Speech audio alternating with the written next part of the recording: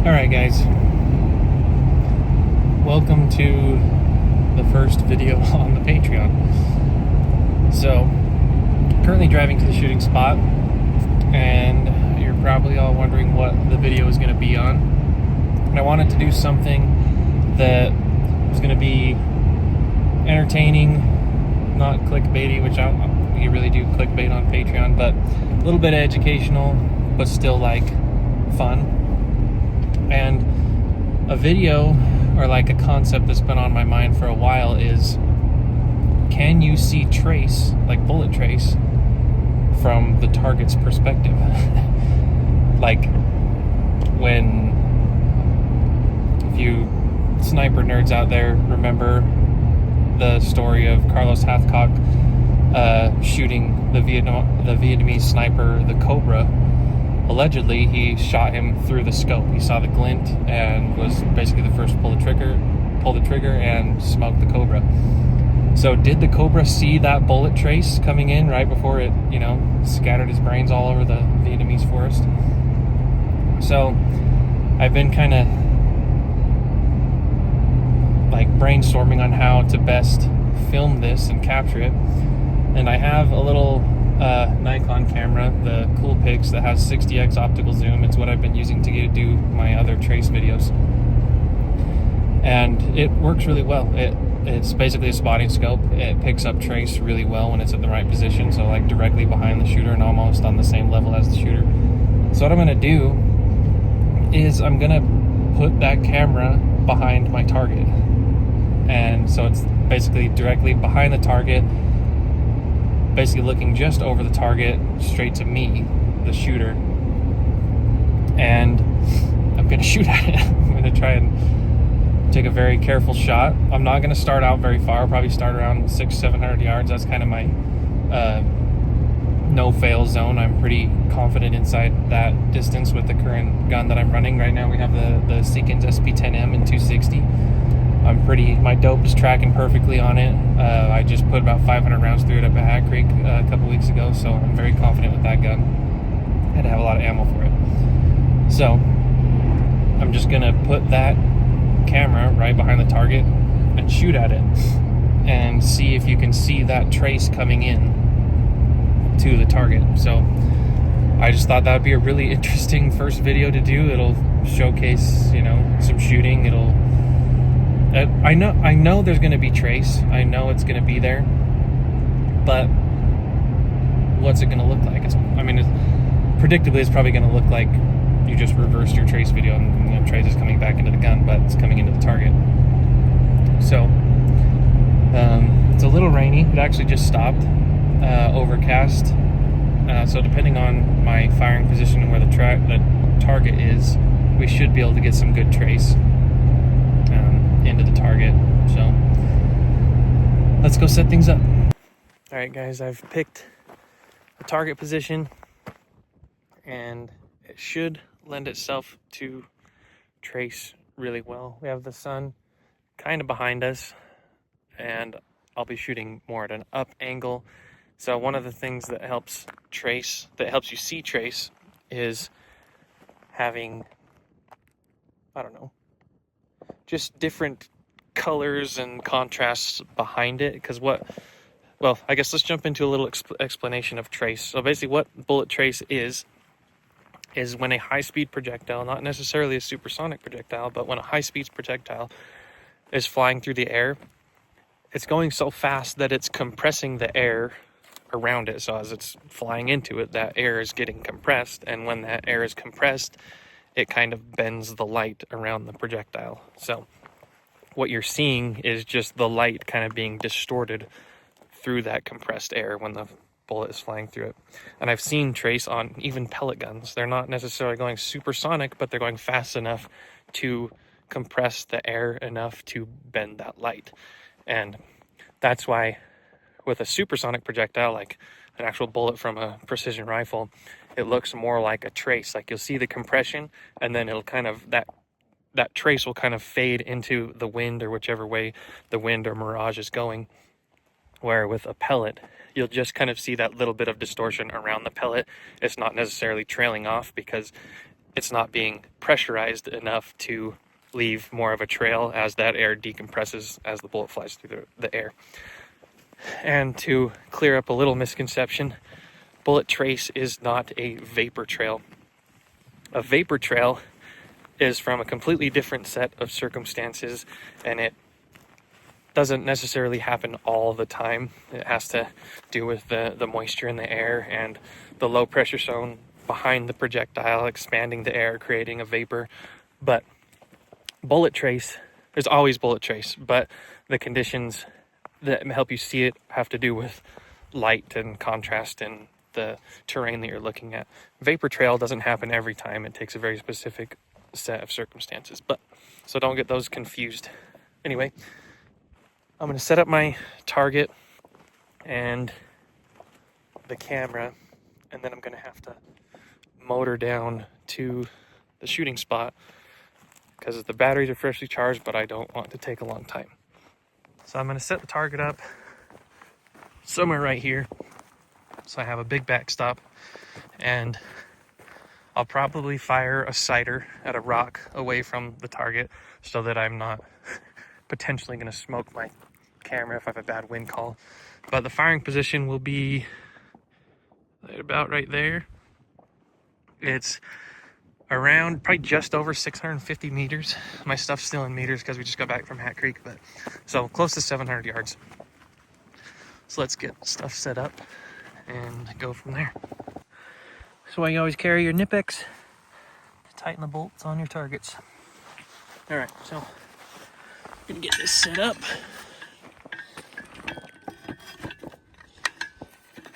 Come on, there we go. Make sure it's not gonna probably brace that with a rock, but let's turn this touch. So there we go. Our firing position is right over there, 650 meters. Got the trusty TA Targets mini ADAP. This target rings really good. And then I'm probably gonna come in, position the camera right around here. And I'm gonna do it just so that my tripod legs don't get smoked. Hopefully, knock on sagebrush. Got my tripod, be over here. Put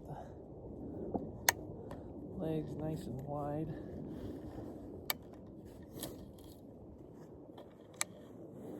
Now, I'm not trying to diss on 2Vets tripods. It's just less expensive if I do smoke a leg than my RRS. They're great tripods, you should absolutely buy one. But I'm not made of money, so can't afford to smoke my nice tripod. Okay.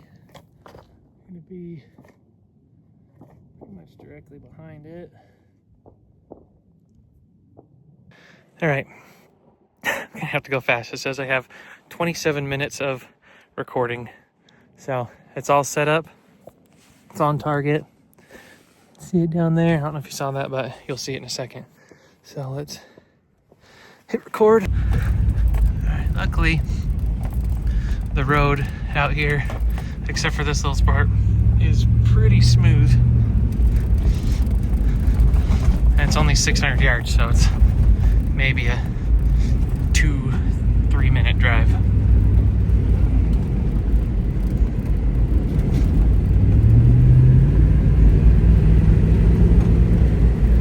All right, down in our firing position, I kind of chose a bush to be right in front of so I know what's exactly in line with the camera.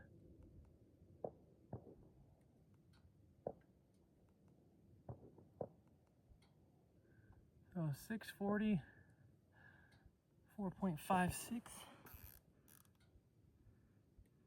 I'll go 4.5. Get down.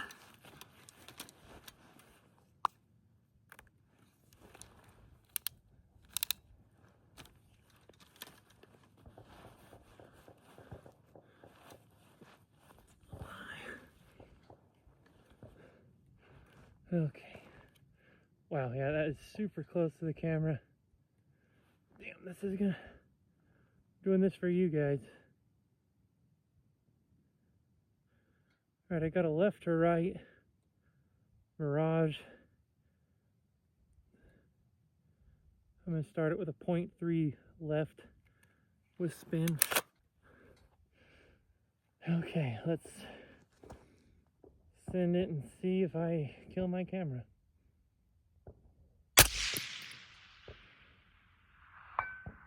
Nice. So we like, I'll send a few more.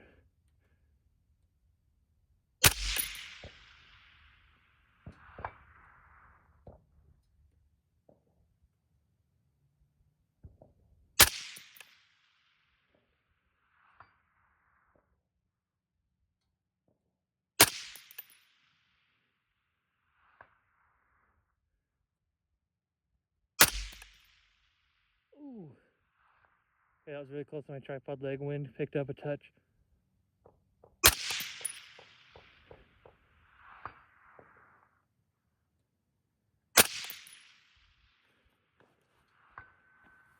Okay. I'm gonna call it. I don't want to completely destroy battery life. If we can, it'd be cool to get out and stretch it out a little bit more. Yeah. Clean your guns, guys. This thing is filthy, but it still runs like a top except for that tight chain. All right, guys, we made some solid impacts. First round impact, 655, or no, like a 640 meters, close to 700 yards on a mini ADAP. Doesn't look like I smoked my tripod, which is really good, but we're gonna go see what it looks like. You should have some pretty good trace, some good contrast for that trace. I'm really hoping I was in the right position if I picked the right bush to shoot from behind. But we're gonna motor up there and grab the camera and see.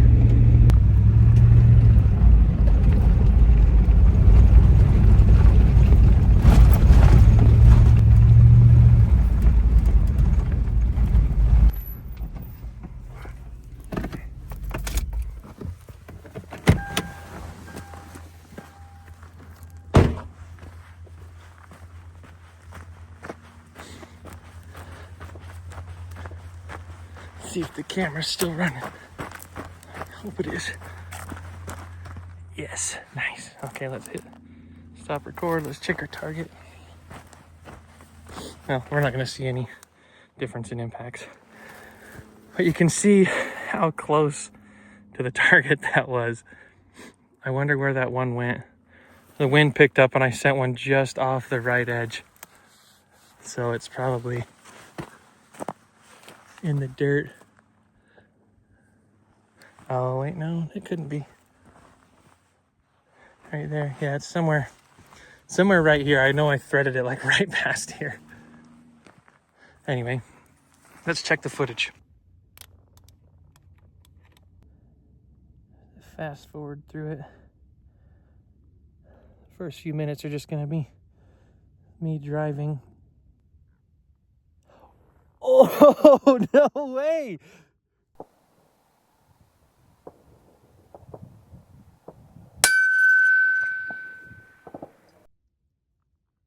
That is so sick. That's, oh my gosh. Sorry, I've got him. This will get put in. That is the coolest thing I've ever seen. That's exaggerating, but this is so sick. Nice. We like, I'll send a few more.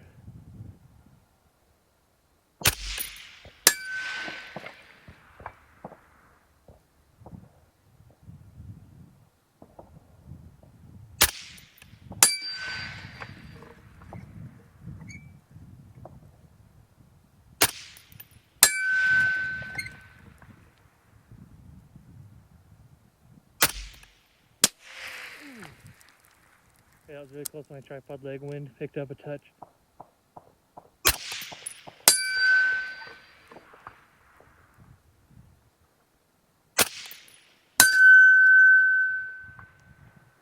Okay. You see like the puff, because it's cold today, so you see a lot more gas from my suppressor. And then like a quarter of a second later, you just see this distortion. It's exactly like I said, like it would look like trace just coming straight in, like reversed from your gun. But that is badass. That's so cool. I'm so glad that's worked.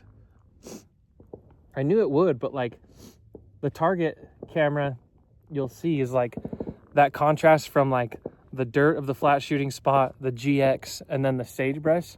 That makes, when you have like distinct lines and stuff, that makes that distortion a lot more clear. So you could see the trace way clear when it would go through the like the flat dirt of the shooting position, the GX, and then back to the target. But that is insane. I'm so glad that worked. All right, so I left the target. I want to go back and shoot the target with the camera at the shooter, just to show the two different points of trace, and just to have just the other perspective. You guys have seen what trace looks like. A lot of you have seen trace in real life. Most of you guys are good shooters. A lot of you are really into long range. That's probably why you subscribe to the Patreon. Thank you. But yeah, I just want to have both point of views, POVs, if you will, showing the impacts from the shooter's point of view to the target's point of view. I'll do a little explanation as to why the camera needs to be so directly behind the shooter, or in the last instance, the target, because it's just how trace works. You're looking for that distortion, and when you're directly behind it, for one, in a shooter spotter scenario, you will still be able to see trace left or right, but because of your perspective, if you miss, your correction is going to be off. He could have been just low, but because your perspective has changed left or right, you're going to say, you know, you were 0.5 low and 0.4 right, where in actual he was just 0.5 low. So that's one of the reasons why you want to be directly behind the target if you're the spotter. One, just to be able to pick up trace easiest, and also to be giving accurate corrections. But as well as, even if you're not worried about picking up or not worried about giving accurate corrections, like imagine trying to spot trace, you know, if you're perpendicular to the bullet's path. You're watching a supersonic projectile fly through the air. There's no way you're going to pick that up with the naked eye. So when you're directly behind the shooter, you're not looking at the, you know, the lateral or whatever travel of the projectile. You're just kind of looking at its normal up and down trajectory, and you're able to catch that trace behind it because you're seeing the full path of that bullet basically in one frame without having to pan with the bullet. So that's why we like to have it directly behind the shooter. But enough autistic stuff, let's shoot a little bit more. All right. Mirage is a little different from my last. I was holding 3.5 to 0.4 left.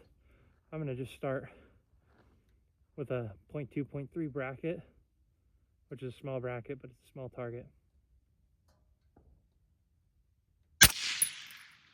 Impact. So wind has changed. Almost no wind. That was pretty centered up. Oh, yep.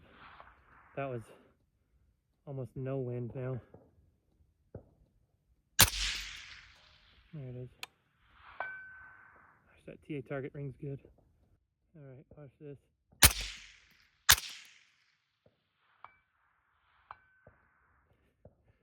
One reason why I love this seekins, perfectly gassed and just surgical.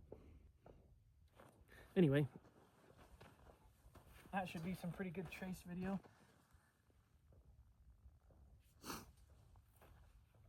All right, let's talk about the gun. All right, guys, I know there's going to be questions about the rifle. and current setup. So we'll go over that real quick. So this is a Seekins SP10M. The M variants are a little bit different from just the normal SP10Ms, as in they are just a lot more limited quantities. There's only a few people at Seekins that are basically certified to build them. They are basically all Loctited together, so you need to send it back to Seekins if you want a barrel change or anything else. Barrel's heavier. I think there's a little bit of a different gas system or how you adjust the gas. I could be wrong. I will need to consult with my friend Maddie. But full disclosure, they did not send me this. I bought this rifle. So there is no money or agreements on this when it comes to me posting and promoting this rifle. Maddie and Glenn and those guys up at Seekins are amazing people. They make incredible rifles, and I will I will die on this hill that the SP10M is one of the best, if not the best, large frame gas systems out there. There are other good ones before you Knights Armament and LMT nerds just start absolutely losing your marbles in the comments. Those are great rifles too, but I love the Seekins, and the guys that make them are my friends, so I'm gonna post about them. I'm gonna push them. But as you saw, this rifle hammers. To go over the specifics, it comes with a Magpul PRS Gen 3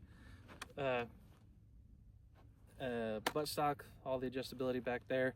This rifle is chambered in 260 Remington. I am shooting a 135 Berger Classic Hunter at just under 2700 FPS. On top, in a Badger C1 mount, we have a Night Force Attacker 5-25 with an H59. I've got a Skypod double pull, and keeping it quiet is a Otter Creek Labs Hydrogen L 6.5 bore. So this system, just as it is gassed perfectly. It is absolutely filthy, which you saw the dirty tight chamber. It wouldn't chamber all the way, but it still ran cold bore first round impact at 650 meters, 700 yards, which isn't insane, but that's great. First round impacts on anything are my favorite. But yeah, this rifle is insane. It easily shoots half minute. Always has, always will. Gassed perfectly. My only qualm with the Seekins is their charging handle that they come with is not ambidextrous. It's only from the right side, so I probably will change that to like a Radian Raptor SD. I do get a little gas to the face, but I have an Otter Creek Labs Infinity on the way, which will help it run a little bit cleaner. Gas is perfect on it, like I keep autistically repeating, but that also means recoil is super low, almost zero receiver play, which is a future video that I'll talk about. Is a few things what makes an accurate gasser and why. So we'll talk about that in a future video, but one of them is receiver play, how much or how little and how it affects accuracy, but that's for another video.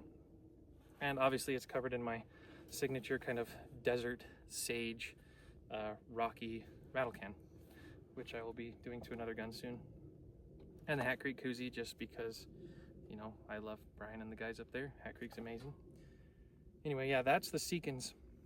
I absolutely love this rifle. It hammers. I've probably got 800 rounds through it, and every time I shoot it, it's just, it gives me a stupid shit-eating grin. Just like up there. But yeah, that's the Seekins. All right, guys, we're packing up, grabbing the target, see if I can do this one-handed. All right, but really appreciate you guys subscribing. Very excited with the footage so far, and I'm really excited for you guys to give me critiques and just stuff that you want to see next, and you know, what I should do better, what you liked. And yeah, this was way funner than I thought it would be. I've been really excited to make this video for a while now, and super happy I got the time to come out here and do it. But yeah, really appreciate you guys for subscribing, supporting this little endeavor. Hopefully soon, in a few months, I'll be able to transition to YouTube and go from there. Eventually, I'll probably post the old Patreon stuff to YouTube, but it will still be worth it for you guys to stay subscribed and stuff. I'm going to actively post just more day-to-day stuff, behind the scenes stuff on Patreon as well that I won't post to Instagram or YouTube, so it'll still be exclusive. Also, feel free to message me anytime on the Patreon. Since you guys are actively supporting me, I will do my best to reply quickly and answer any questions or anything that you guys might have. But yeah, thanks for subscribing. Thanks for enjoying a beautiful day out in the desert with me. Drop your comments below on what you want to see next, and tell your friends. We'll see you next time.